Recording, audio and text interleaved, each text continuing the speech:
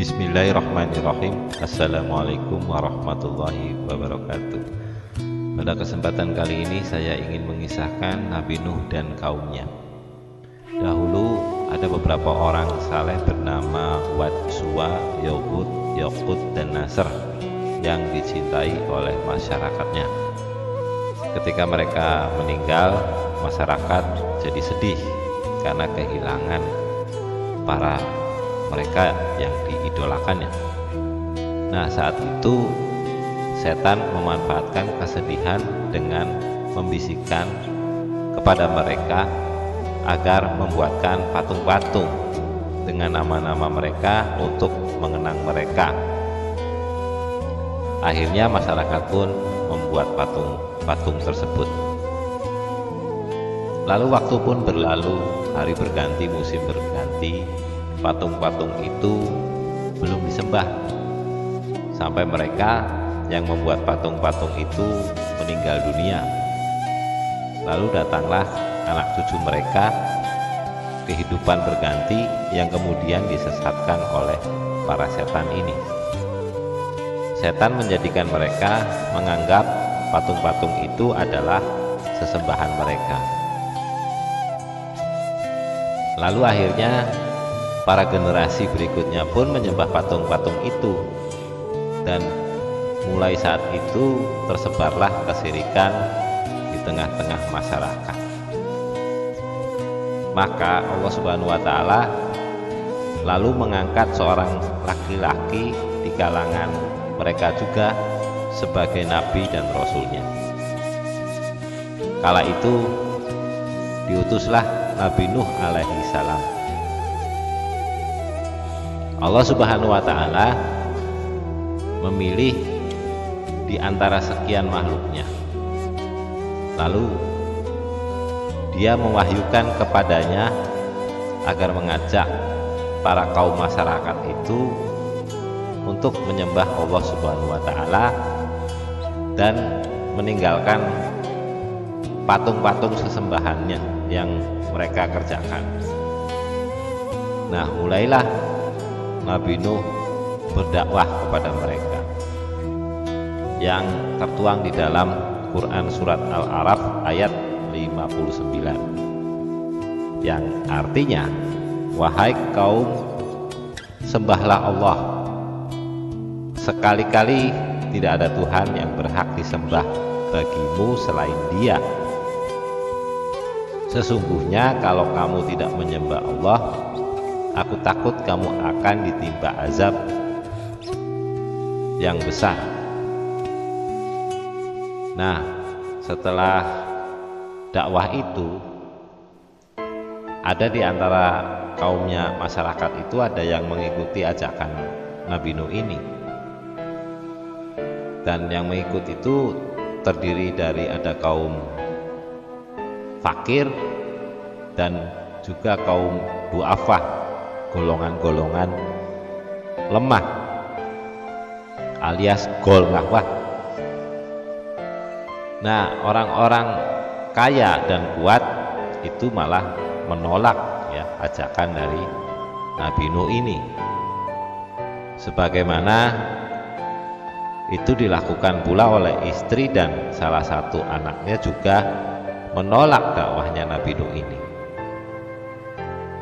Mereka itu kebanyakan menolak dakwahnya itu dan berkata kepada Nabi Nuh seperti yang tertuang di dalam Quran surat Hud ayat 27 yang artinya, kami tidak melihat kamu melainkan sebagai seorang manusia biasa seperti kami, dan kami tidak melihat orang-orang yang mengikuti kamu melainkan orang-orang yang hina-dina di antara kami yang lekas percaya saja, dan kami tidak melihat kamu memiliki sesuatu kelebihan apapun atas kami, bahkan kami yakin bahwa kamu adalah orang-orang yang dusta. Itu dalam Quran surat Hud ayat 27. Nah, Nabi Nuh alaihi salam itu tidak putus asa karena sikap kaumnya yang menolak dakwahnya itu. Ia terus dengan semangat mengajak mereka, baik pagi, siang, dan malam, ngasih nasihat kepada mereka baik secara rahasia ataupun secara terang-terangan, menjelaskan kepada mereka dengan sangat lembut sekali hakikat dakwah yang dibawanya. Ya, tapi mereka tetap saja kafir ya, membantah Nabi Nuh alaihissalam. Dan itu berlangsung dalam waktu yang cukup lama. Mereka juga terkadang ya menyakiti ya, bahkan menghina, dan kadang ada yang terang-terangan memerangi dakwahnya Nabi Nuh. Nah, dalam riwayat hadis Imam Bukhari tentang firman Allah Ta'ala, dan mereka berkata, jangan sekali-kali kamu meninggalkan penyembahan tuhan-tuhan kamu, dan jangan pula sekali-kali kamu meninggalkan penyembahan Wad, dan jangan pula Suwa, Yokut, dan Nasr. Itu patung-patung sesembahan. Nah, sedangkan Ibnu Abbas berkata ini adalah nama-nama orang saleh dari kaum Nabi Nuh. Ketika mereka wafat, ya, meninggal, setan membisikkan kepada kaum mereka itu untuk membuat berhala pada majelis mereka dan menamakannya dengan nama-nama mereka. Lalu mereka pun melakukan hal itu, dan saat itu ya berhala itu belum disembah pada masa itu hingga yang mereka itu wafat dan ilmu telah tiada, malah berhala-berhala itu jadi disembah. Allah tidak melihat orang dari kekayaan, tidak dari ketampanan atau kecantikan, tetapi melihat dari keimanannya. Orang fakir dan beriman itu jauh lebih mulia di sisi Allah dibandingkan orang kaya yang kafir. Nah, pernah suatu ketika sebagian orang-orang kaya mendatangi Nabi Nuh ya, dan meminta kepadanya untuk mengusir orang-orang fakir dan beriman kepadanya agar orang-orang kaya ridho dan mau duduk bersamanya sehingga bisa beriman kepadanya. Dan Nabi Nuh menjawab, wahai kaumku, aku tidak minta harta benda kepada kamu sebagai upah bagi seruanku atau dakwahku. Upahku hanyalah dari Allah, dan aku sekali-kali tidak akan mengusir orang-orang yang telah beriman. Sesungguhnya mereka akan bertemu dengan Tuhannya, akan tetapi aku memandangmu sebagai suatu kaum yang tidak mengetahui. Lalu Nabi Nuh lagi berkata, wahai kaumku, siapakah yang akan menolongku dari azab Allah jika aku mengusir mereka? Maka tidaklah kamu mengambil pelajaran. Itu terjemahan dari Quran surat Hud ayat 29 sampai 30. Lalu selanjutnya pada Quran surat Al-A'raf, maka kaumnya pun marah dan menuduhnya telah sesat, dan mereka berkata, sesungguhnya kami melihatmu berada dalam kesesatan yang nyata. Lalu Nuh balik menjawab dalam Quran surat Al-A'raf ayat 61 sampai dengan 62, yang artinya, wahai kaumku, tidak ada padaku kesesatan sedikit pun, tetapi aku adalah utusan dari Tuhan semesta alam. Aku sampaikan kepadamu amanat-amanat Tuhanku, aku memberi nasihat kepadamu, dan aku mengetahui dari Allah apa yang tidak kamu ketahui. Nah, Nabi Nuh pun menjadi sedih karena ya masyarakat kaumnya ini tidak mau memenuhi ajakannya, bahkan sampai meminta agar kaumnya ini minta disegerakan kalau azab itu untuk mereka. Nah, meskipun begitu Nabi Nuh alaihissalam tidak putus asa ya, tetap ya dia berharap sekiranya ada di antara mereka yang mau beriman. Hari demi hari pun berganti, bulan demi bulan berganti, tahun sudah berganti, dan tahun berikutnya sudah berganti. tetapi ajakannya itu tidak membawa hasil. Beliau itu berdakwah kepada masyarakat kaumnya itu dalam waktu yang sangat lama. Kalau diperkiraan dalam tahun yaitu sekitar 950 tahun. Itu sesuai dengan yang difirmankan oleh Allah dalam Quran surat Al-Ankabut ayat 14, yang artinya terjemahannya, dan sesungguhnya kami telah mengutus Nuh kepada kaumnya, maka ia tinggal di antara mereka 1000 tahun kurang 50 tahun. Jadi 950 tahun. Hari demi hari berganti, bulan berganti, ya seperti yang difirmankan tersebut. Namun sedikit sekali yang mau beriman kepadanya, hingga akhirnya beliau mengadu kepada Allah seperti yang disebutkan dalam surat Nuh ayat 5-7, yang artinya, ya Tuhanku, sesungguhnya aku telah menyeru kaumku malam siang, maka seruanku itu hanyalah menambah mereka semakin lari, dan sesungguhnya setiap kali aku menyeru mereka sehingga engkau ampuni mereka, mereka memasukkan jari mereka ke dalam telinga dan menutupi bajunya, dan mereka tetap di atas sikapnya dan menyombongkan diri dengan sangat sombong. Nabi Nuh berkata dalam Quran surat Nuh ayat 26 hingga 27, ya Tuhanku, janganlah engkau biarkan seorang pun di antara orang-orang kafir itu tinggal di atas bumi. Sesungguhnya jika engkau biarkan mereka tinggal, niscaya mereka akan menyesatkan hamba-hambamu, dan mereka tidak akan melahirkan selain anak yang berbuat maksiat lagi sangat kafir. Nah, maka Allah Subhanahu wa Ta'ala memerintahkan kepada Nabi Nuh untuk membuat kapal dan mengajarkan kepadanya bagaimana cara membuat kapal itu dengan baik. Lalu mulailah ya Nabi Nuh ini membuat kapal dan dibantu oleh orang-orang yang beriman yang mengikutinya.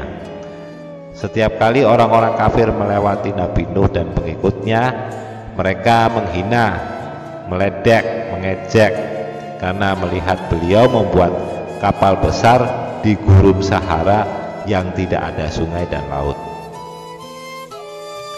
Nah, penghinaan itu semakin nambah ya, semakin menjadi-jadi ketika mereka tahu bahwa maksud Nabi Nuh itu membuatnya adalah untuk menyelamatkan dirinya dan pengikutnya dari azab yang akan Allah timpakan kepada mereka.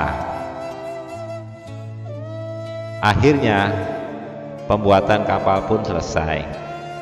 Nabi Nuh mengetahui bahwa akan ada datang banjir yang sangat besar. Maka ia meminta kepada setiap para pengikutnya yang sudah menjadi pengikutnya, yang sudah mukmin dan mukminah lah ya, untuk menaiki kapal tersebut. Dan beliau juga mengangkut hewan seperti burung dan binatang lainnya sepasang-sepasang.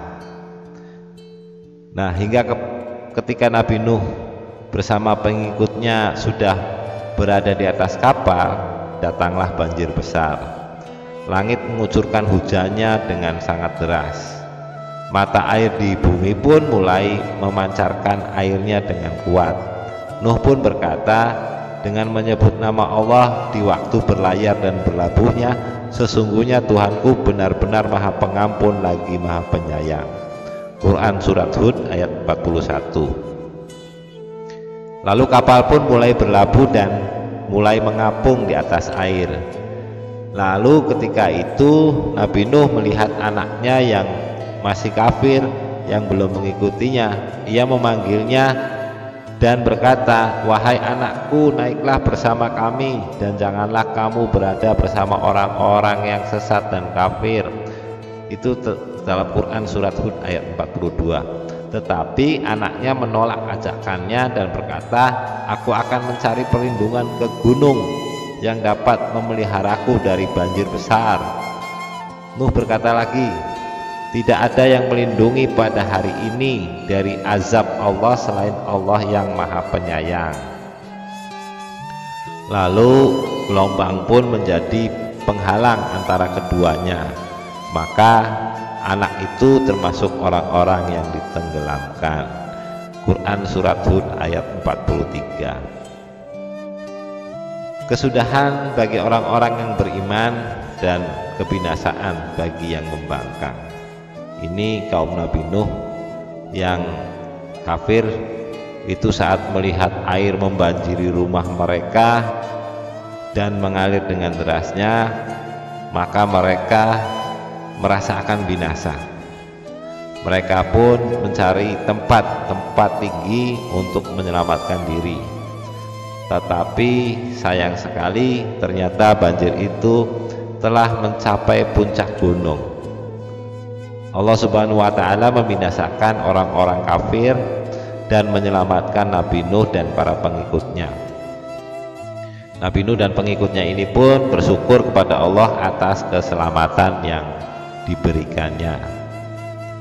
Nah, setelah kaum yang kafir itu tenggelam, maka diwahyukan kepada langit dan bumi. Dalam Quran Surat Hud ayat 44 yang artinya, wahai bumi, telanlah airmu, wahai langit, berhentilah.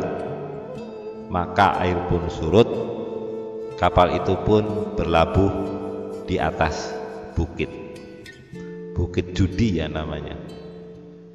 Nah, selanjutnya Allah Subhanahu wa Ta'ala memerintahkan Nabi Nuh dan para pengikutnya itu turun dari kapal sesuai dengan firman Quran Surat Hud ayat 48. Wahai Nuh, turunlah dengan selamat, sejahtera dan penuh keberkahan dari kami atasmu dan atas umat-umat yang mukmin dari orang-orang yang bersamamu. Nah, ketika diketahui oleh Nabi Nuh termasuk orang-orang yang ditenggelamkan, Nabi Nuh alaihissalam berkata, Quran Surat Hud ayat 47, ya Tuhanku, sesungguhnya anakku termasuk keluargaku, dan sesungguhnya janji Engkau itulah yang benar, dan Engkau adalah hakim yang seadil-adilnya. Lalu Allah Subhanahu wa Ta'ala berfirman dalam Quran Surat Hud ayat 49, wahai Nuh, sesungguhnya dia itu bukanlah termasuk keluargamu, sesungguhnya perbuatannya tidak baik. Sebab itu janganlah kamu memohon kepadaku sesuatu yang kamu tidak mengetahuinya. Sesungguhnya aku memperingatkan kepadamu agar kamu jangan termasuk orang-orang yang tidak berpengetahuan. Lalu Nuh pun berkata dalam Quran Surat Hud ayat 47, ya Tuhanku, sesungguhnya aku berlindung kepada Engkau dan dari memohon kepada Engkau sesuatu yang aku tidak mengetahuinya, dan sekiranya Engkau tidak memberikan ampun kepadaku serta menaruh belas kasihan kepadaku, niscaya aku akan termasuk orang-orang yang merugi. Demikian singkat cerita Nabi Nuh pada kali ini. Semoga bermanfaat dan dapat diambil hikmahnya. Wassalamualaikum warahmatullahi wabarakatuh.